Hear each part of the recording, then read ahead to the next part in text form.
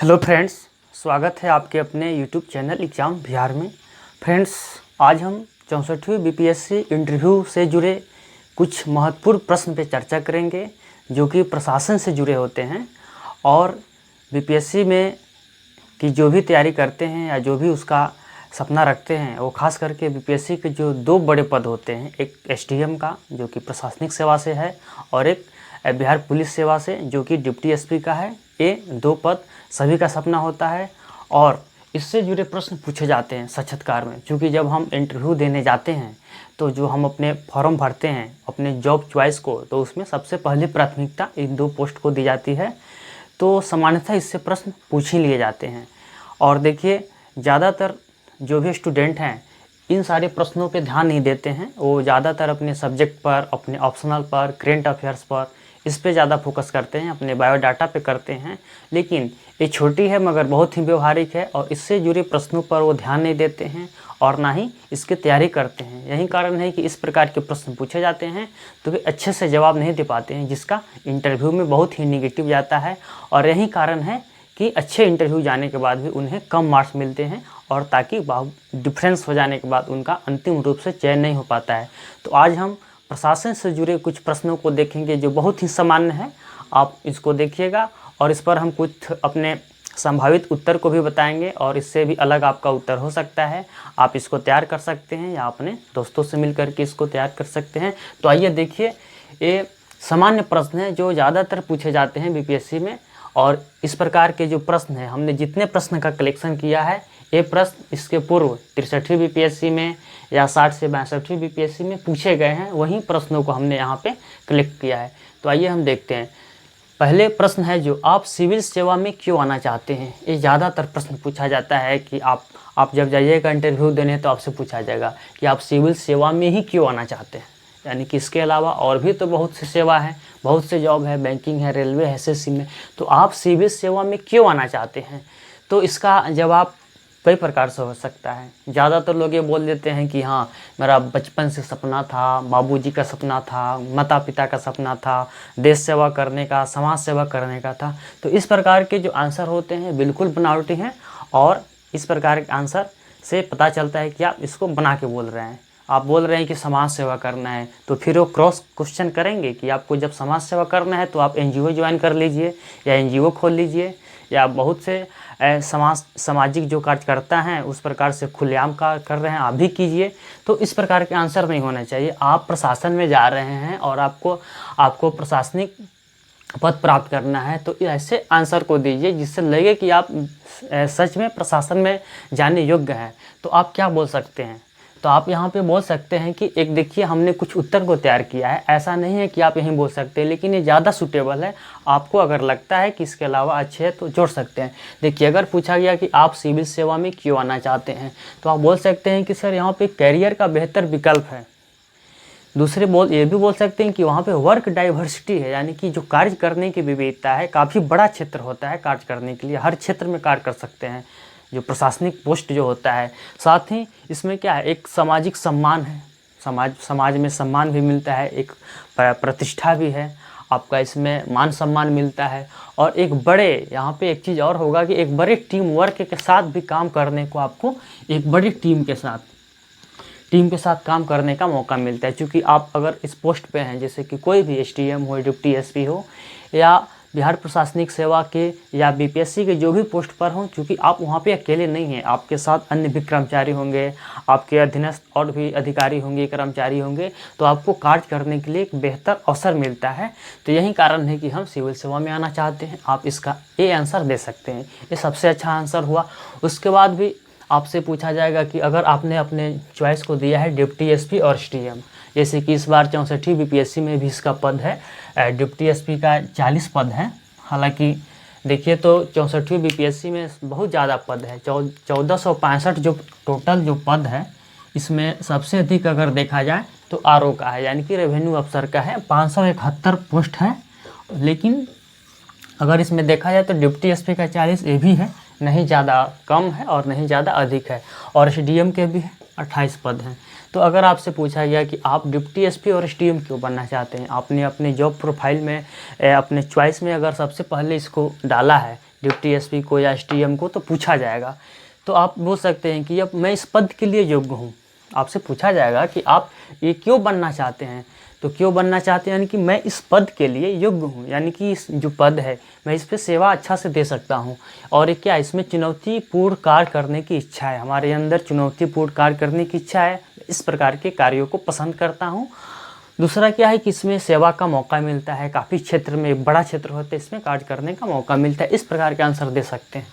उसके बाद पूछा जाएगा कि आप में वह कौन सा गुण है जिसके कारण आपको इस पद के लिए चुना जाए। वो लगभग वही प्रश्न है कि आप में आखिर वो कौन सा गुण है, क्योंकि इतने सारे लोग आते हैं इंटरव्यू देने, लेकिन उसमें पूरे लोगों का सिलेक्शन नहीं होता है। तो आप में वो कौन सा गुण है आप बताइए जिसके कारण आपको इस पद के लिए चुना जाए। तो आप बोल सकते हैं कि मैं इस पद के लिए योग्य हूँ, हमारे में धैर्य है, लगन है, मैं इस प्रकार के कार्य करने के लिए इच्छुक हूँ, मेरे अंदर चुनौतीपूर्ण कार्य करने के लिए क्षमता है, मुझे अपने आप पे विश्वास है कि मैं बेहतर कार्य कर सकता हूँ। तो इस प्रकार का आंसर दे सकते हैं। बिल्कुल आपको बनावटी आंसर नहीं देना है। उसके बाद देखिए पूछा गया कि अगर आपका चयन इस पद पर होता है तो आपकी 2 प्राथमिकताएं क्या होगी। आप जिस भी सेवा में जाना चाहते हैं, जैसे कि अगर मान लीजिए आपने डिप्टी एसपी को डाला है पहली बार में, तो पूछा जाएगा कि आपकी 2 प्राथमिकताएं, आप उस क्षेत्र से बताइए, या अगर आप एसडीएम है तो उस क्षेत्र से बताइए। तो आप बोल सकते हैं आपकी जो भी प्राथमिकताएं होगी आप अपना आंसर बना सकते हैं, या ये बोल सकते हैं कि मैं जो भी पद के कर्तव्य होंगे उसको अच्छे से निर्वहन करूँगा। यानी कि अगर आप जिस पद के लिए चुने जाते हैं तो वो हर एक पद का एक कार्य होता है, सीमा होता है, उसका किस सीमा तक करना है, उसके अंदर क्या क्या कार्य करना है, तो यह अधिकार होता है। तो आपको उस पद के कर्तव्यों का निर्वहन करेंगे जो भी आपको पद मिलेगा। साथ ही सरकार के द्वारा जो भी योजनाएं चलती है उसको सही ढंग से क्रियान्वयन करेंगे। और अगर उस पद के अलावा अगर आपकी जो भी जिम्मेदारी है वो तो करेंगे ही, साथ ही अगर आपको कोई अन्य भी जिम्मेदारी मिल रही है तो उसको भी अच्छी तरह से करेंगे। यही हुआ आपका इसका प्राथमिकताएं हो सकती है। उसके बाद पूछा जाएगा कि ये देखिए इस प्रकार के जो प्रश्न पूछे जाते हैं कि आपको लगता है कि इस बार आपका चयन हो जाएगा। आपको ऐसे प्रश्न पूछा जाता है आपको जांचने के लिए। आपसे पूछा जाए क्या आपको लग रहा है कि इस आपका चयन हो जाएगा, या ये भी पूछा जा सकता है कि आपका जो ये है इसके पहले कौन सा प्रयास है। देखिए आगे ये भी प्रश्न है कि आपका कौन सा प्रयास है। तो आपसे अगर पूछा जाएगा कि क्या आपको लगता है कि इस बार आपका चयन हो जाएगा, तो आपको इस पर आसानी से बोल सकते हैं कि हाँ मुझे विश्वास है, मुझे अपने परिश्रम पे विश्वास है, मैंने मेहनत किया है और मुझे पूरा विश्वास है। इस यहाँ पे सकारात्मक बोलना है, ऐसा नहीं बोल देना है कि सर वो तो मुझे नहीं पता, या तो ऊपर वाले जाने, भगवान जाने, या आप लोगों के हाथ में। इस प्रकार का आंसर नहीं देना है। आप यहाँ पे बोल सकते हैं कि हाँ मुझे पूरा विश्वास है, मुझे अपने परिश्रम पे विश्वास है, मुझे अपने मेहनत पे विश्वास है कि इस बार मेरा रिजल्ट होगा, ये बोल सकते हैं। उसके बाद पूछा जाएगा कि ये आपका कौन सा प्रयास है, तो आप सिंपल बोलिए। अगर आपका पहला प्रयास है तो बोलिए, दूसरा तीसरा जो भी हो बोलिए। अगर आप बोलिएगा आपका पहला प्रयास है तो ठीक है, अगर दूसरा प्रयास है तो फिर पूछेंगे कि तो पहले प्रयास में आपने कहाँ तक पहुँचा, तो आप बोल सकते हैं कि हाँ मैंने मेंस तक पहुँचा या इंटरव्यू तक पहुँचा, फाइनल नहीं हुआ। जो भी आपका जो रियल है, सच्चाई है, वही आपको बोलना है। उसके बाद खास करके यह एक महिला से ज़्यादा पूछा जाता है, लेकिन ऐसा ज़रूरी नहीं है कि हाँ सिर्फ महिला से ही पूछा जाएगा।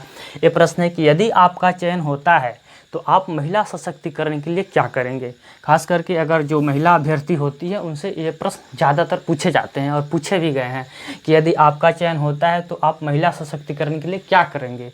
तो आप बताइएगा कि जैसे कि सबसे पहले हम जो विधि व्यवस्था है उसको सही करेंगे, क्योंकि हर चीज़ का मेन क्या है, विधि व्यवस्था। जब विधि व्यवस्था सही रहेगा तो ये सभी के लिए फ़ायदेमंद होगा। और ख़ास करके महिला है तो उनमें शिक्षा की बहुत ही कमी है, खास करके बिहार में।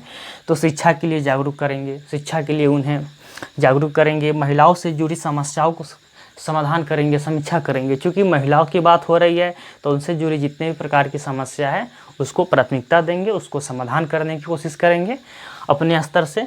उसके बाद देखिए महिलाओं के हक और सम्मान दिलाने का भी प्रयास करेंगे। और क्या है, आत्मनिर्भर बनने के लिए अवसर उपलब्ध कराएंगे। जो भी महिलाओं के लिए सरकार की जो योजनाएं चल रही है तो सरकार के द्वारा उस योजनाओं को कोशिश करेंगे कि महिलाओं तक पहुँचे, उनको इससे लाभ पहुँचे ताकि वो आत्मनिर्भर बने। तो ये आपका आंसर हो सकता है। इसके अलावा भी आप आंसर दे सकते हैं, इसमें बहुत से आंसर हो सकते हैं, आप अपने हिसाब से उसको बना सकते हैं। तो फ्रेंड्स ये कुछ महत्वपूर्ण प्रश्न हैं जो देखने में तो बहुत सामान्य लग रहे हैं, लेकिन अगर इस प्रकार के प्रश्न पूछ दिए जाते हैं तो अगर आप पहले से तैयारी नहीं किए हैं तो वहाँ पर आंसर देने में कुछ आप हो सकता है तो गलती बोल सकते हैं या अटपटा हो जाएगा, या ये भी हो सकता है कि आपने जो आंसर दिया वो जो इंटरव्यू में जो चाहे उसके जो बोर्ड के अध्यक्ष हो या मेंबर हो उन्हें अच्छा नहीं लगा, तो हो सकता है बहुत बड़ा निगेटिव जा सकता है। क्योंकि आप इस सेवा में आना चाहते हैं तो इससे जुड़े आपको जानना होगा। अब जैसे कि खास करके पूछा जाएगा कि अगर आपने एसडीएम को चॉइस किया है तो पूछा जाएगा कि तो बताइए एसडीएम के कार्य बताइए, कि आपने जो एसडीएम को चुना है फर्स्ट जो प्राथमिकता में, तो एसडीएम के कुछ कार्य बताइए। तो एसडीएम के कार्य होंगे, मैं यहाँ पे एसडीएम के कार्य की चर्चा नहीं करेंगे क्योंकि वीडियो लंबा हो जाएगा। मैंने इसके लिए अलग से वीडियो बनाया, आप देख सकते हैं। उसमें जो प्रमुख जो कार्य होते हैं, खास करके अगर देखिए तो एसडीएम के प्रमुख 4 कार्य माने जाते हैं। और अगर आपसे पूछा जाएगा तो इन 4 बिंदु को ही बताइएगा। उसमें सबसे पहले होता है कि विधि व्यवस्था को सही करना।